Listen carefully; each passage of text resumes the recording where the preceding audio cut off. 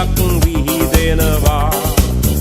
මල්ලිලා නංගිලා අයියලා අක්කලා තුටු සිතකින් පසු වෙනවා එන්න එන්න දැන් සුබ පතන්න අපි හැම දෙන එකතු වෙලා සුබ උපන්දිනක් වේවා ජීවිතයම සරු වේවා